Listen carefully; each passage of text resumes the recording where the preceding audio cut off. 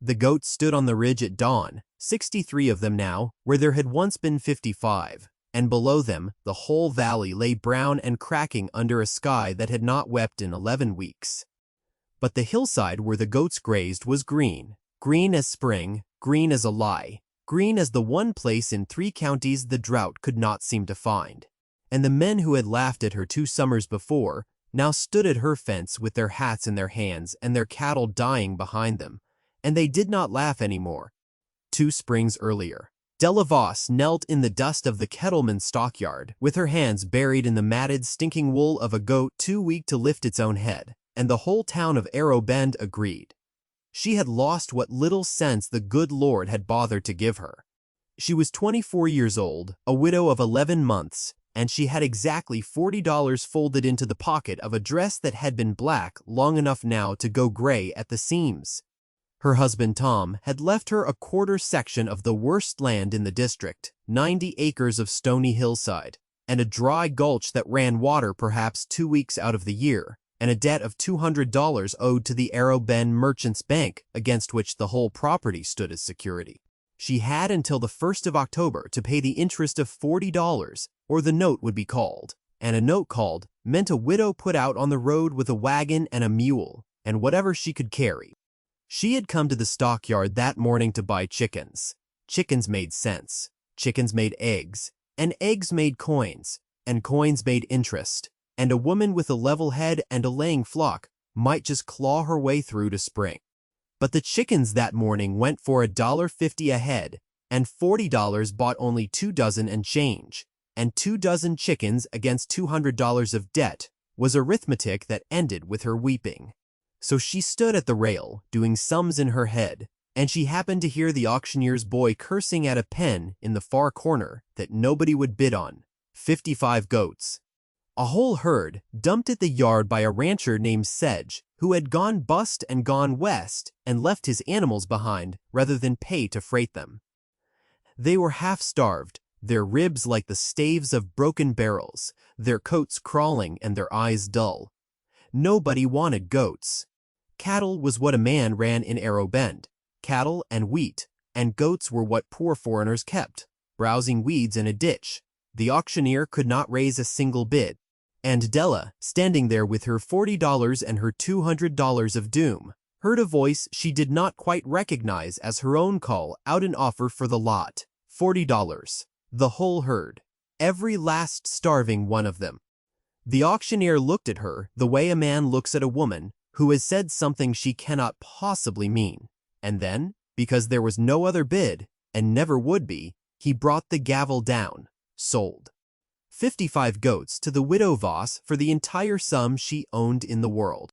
And she signed her name, and she took the paper, and she walked out into the sunlight with a bill of sale and no money at all, and a note coming due in 5 months, and behind her the men at the rail began to laugh. They laughed all the way through town. By supper, it was the finest joke Arrow Bend had told itself in years. Vernon Kessler, who owned the largest cattle spread east of the creek and half the good opinions in the county besides, said it loud enough for the whole mercantile to hear that Tom Voss must have married the only fool who could turn $40 into 55 mouths and not one thing to feed them with. "You'd have done better," he told her when she came in for salt, "to have taken your $40 and set fire to it.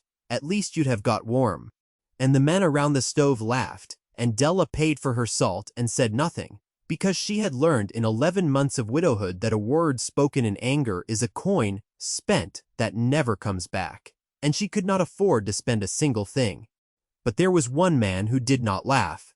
Old Anton Rise farmed the small holding that bordered her stony hill, an immigrant from the far side of the ocean, who had come to this country with nothing, and had kept goats his whole long life. He found her that evening, trying to herd her wretched animals up the wagon road, and he took the switch from her hand and showed her how to walk behind, and to the side, how to let the lead nanny find her own way.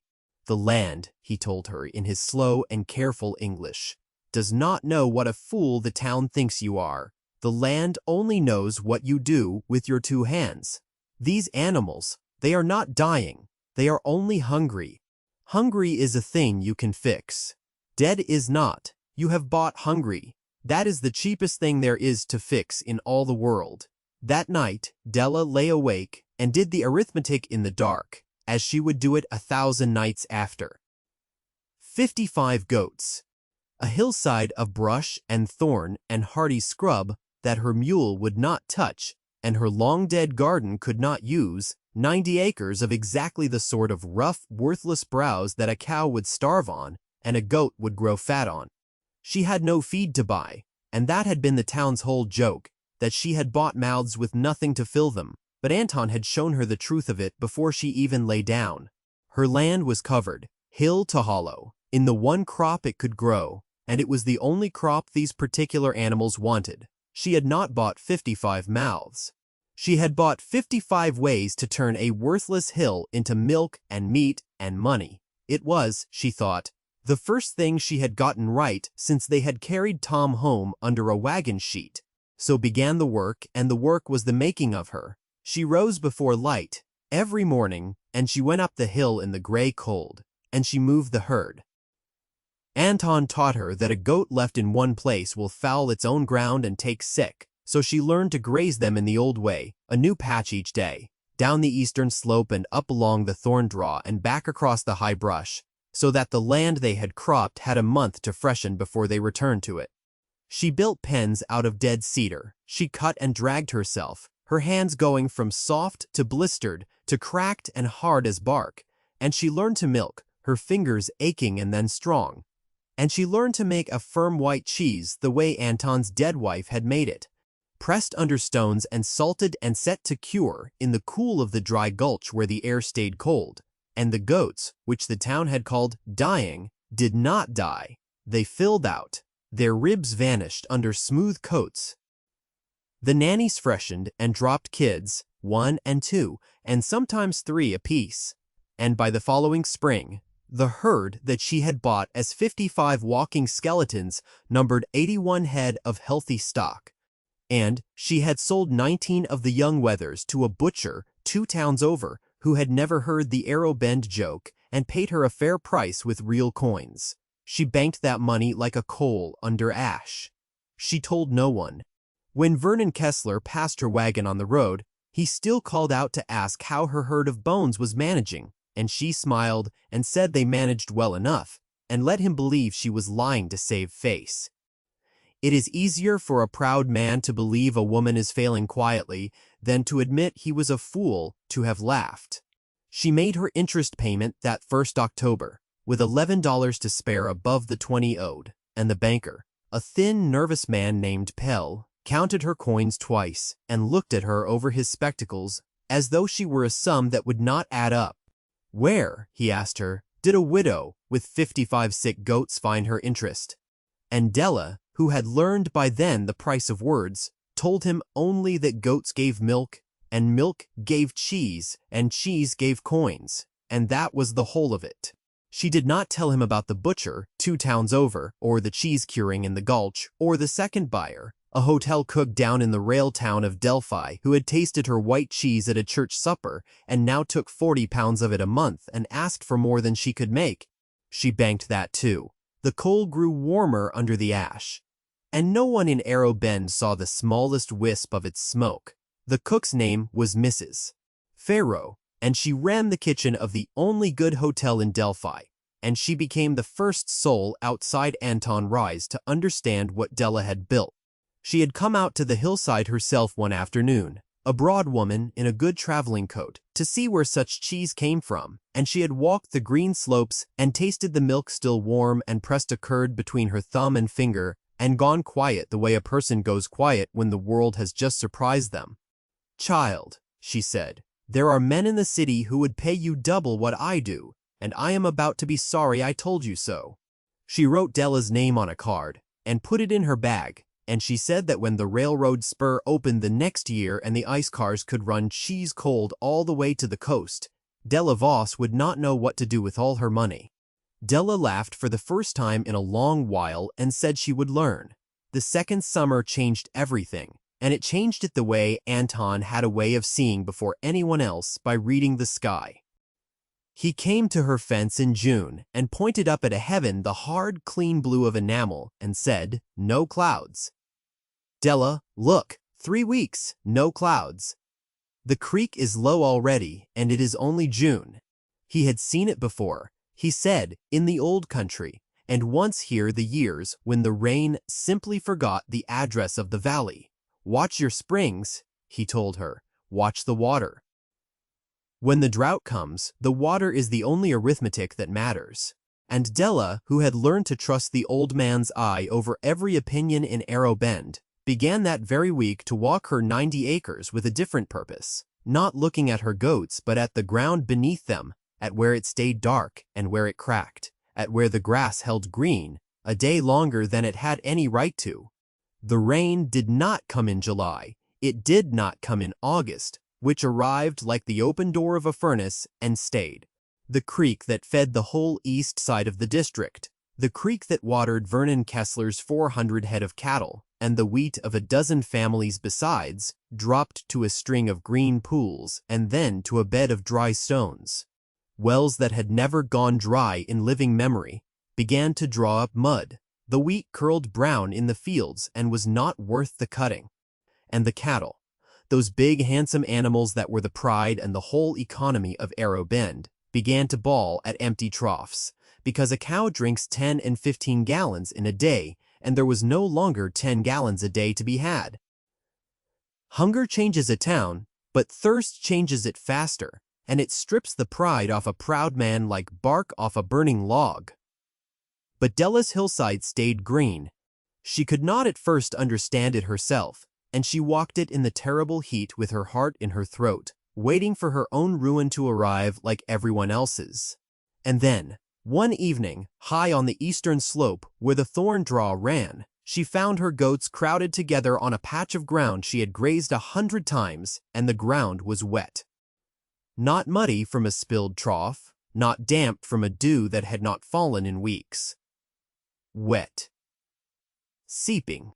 She knelt and dug with her cracked hands into the dark, cool earth, and the water came up between her fingers, clear and cold, and she understood all at once what her animals had known before she did. The goats had cracked open a spring.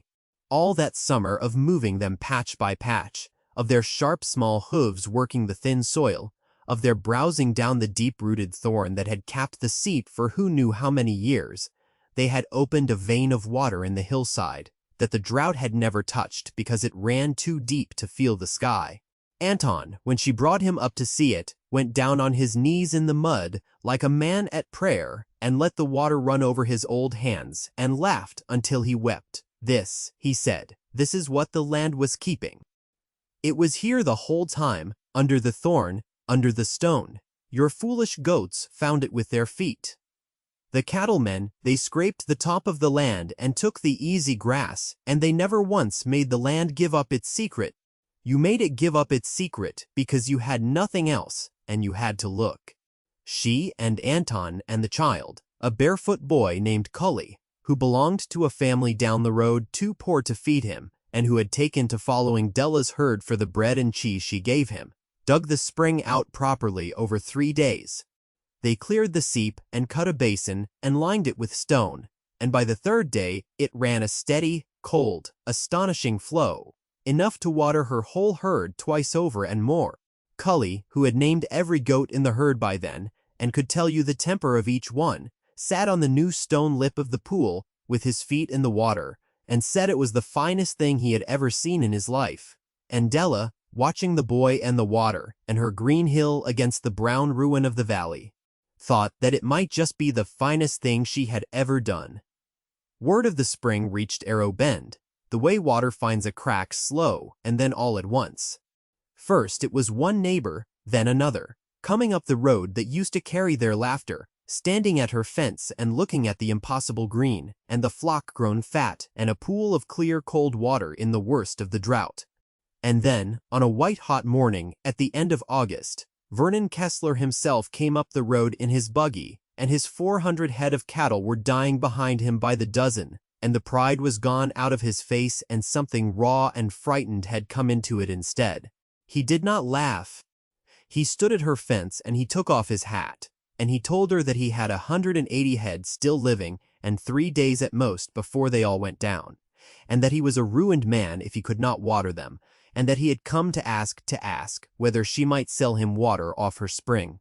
And then, because a man like Vernon Kessler cannot help himself, even when he is begging, he named a price so low it was an insult dressed as a favor, and he added that of course she should be grateful for the custom, seeing as a woman alone could hardly make use of so much water herself. It is easier to believe a thing is charity than to admit you have come as a beggar to someone you wronged. Behind Vernon over the following days came the others, and among them came a man Della had never seen, a smooth, well-fed man in a linen coat who introduced himself as an agent for the Delphi Land and Cattle Company and who did not want water at all. He wanted the hill. He had heard, he said with a warmth as false as painted fruit, that a poor widow had stumbled onto a spring and his company was prepared to be generous, more generous than a woman in her position could hope for anywhere else. And he named a figure that sounded large, until you understood that a spring that watered a valley in a drought was worth 10 times the number in his mouth. He smiled and he called her ma'am, and he said it plainly, that surely she understood. A lone woman could never defend a water right like this against the men who would want it, that she had best sell to a company that could protect it, and protect her, before something unfortunate happened. Della listened to them all, and she did her arithmetic in the dark that night as she always had. She held every card in her hand at last. She could sell water to Vernon Kessler at $10 a barrel and watch him crawl, and no one in the county could say she had not earned the right to it after 2 years of their laughter. She could sell the hill to the land company for a sum that would clear her debt and set her up for life, and let her walk away from Arrow Bend and never think of it again. She could gouge the whole valley that had gouged her, and it would have been fair, in the cold way that revenge is fair. But she thought about Anton on his knees in the water, saying the land had kept this secret the whole time. She thought about what a thing is truly worth, and she thought that being right is its own kind of reply, and that a fortune built on a neighbor's thirst is a coal that gives no warmth. So she made her choice, and she made it in front of them all. She called a meeting at her own fence, the whole ruined valley come up the road. Vernon Kessler and the poor families both, and the smooth man from the land company, standing at the edge with his linen coat. She told them the spring would water any animal in the district that was brought to it, and that she would charge no man more than it cost her to keep the basin clean and the ground from fouling, a fair price, and the same price for the richest and the poorest alike. She told them the water was not for sale to any company, not for any sum, because a thing that keeps a whole valley alive belongs to the valley, and she meant to keep it that way with a right filed at the county seat so that no man in a linen coat could ever take it. And then she turned to the land agent and asked him, plainly before everyone, how he had come to hear of a spring, not 2 weeks old, tucked in a draw on 90 acres. No man had walked in years. The smooth man opened his mouth and closed it. He said something about how news travels. But the question hung there in the hot air, and the men of Arrow Bend, who were slow but not stupid, began to look at him and to understand that he had known too much too fast, that the Delphi Land and Cattle Company had been watching her hill and waiting for her ruin the same as everyone else, only with sharper teeth. Anton said it aloud in his slow, careful voice.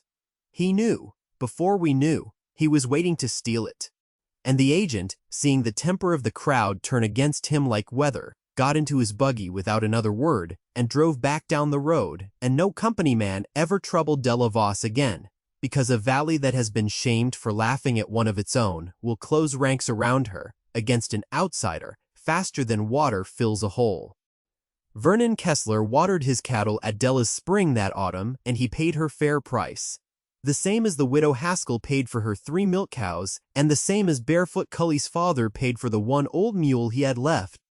Kessler kept most of his 180 head alive through the drought that would have killed everyone, and he never once said thank you. In words a proud man cannot form, but he mended 40 rods of her fence one morning without being asked, and he told the men at the mercantile stove that the widow Voss had more sense than the whole town put together. and that was as near to an apology as Arrowbend ever heard him come. The rains returned the next spring as rains do, but no one in the valley forgot which hill had stayed green when the sky forgot them, or who had opened the ground to keep them alive. Delavos paid off the $200 note that October, all of it, and she signed the release in the banker Pell's office and watched him blot the ink, and she walked out onto the road that owned her land free and clear at last. Her herd numbered over 120 head by then, and Mrs.